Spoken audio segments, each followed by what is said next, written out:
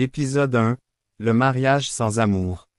Aujourd'hui, le prince Sambo épouse la princesse Cynthia. Le peuple danse.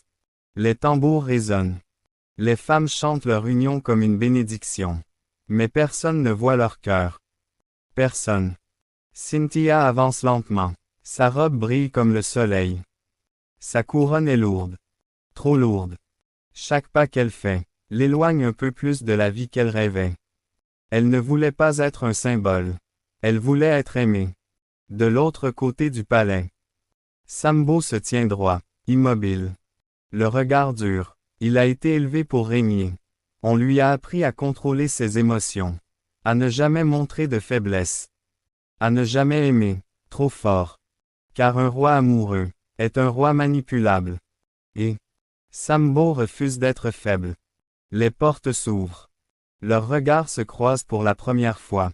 Devant tout le royaume. Silence. Pas d'étincelle. Pas de sourire complice. Juste deux étrangers, condamnés à partager une couronne. Acceptez-vous cette union pour protéger vos royaumes?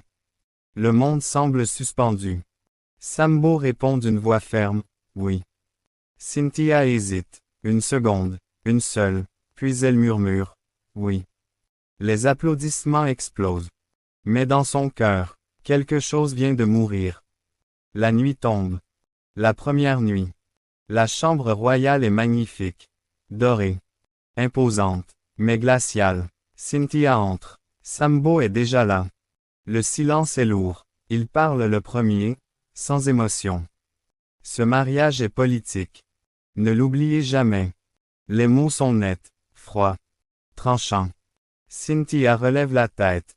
Ses yeux brillent, mais elle ne pleure pas. Très bien, mon roi. Alors nous régnerons ensemble, mais nos cœurs resteront séparés. Pour la première fois, Sambo est surpris. Elle n'est pas fragile. Elle n'est pas faible, elle est dangereusement forte.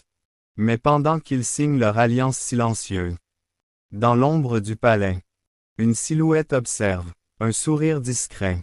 Ce mariage n'est pas une fin. C'est le début d'un plan. Et bientôt,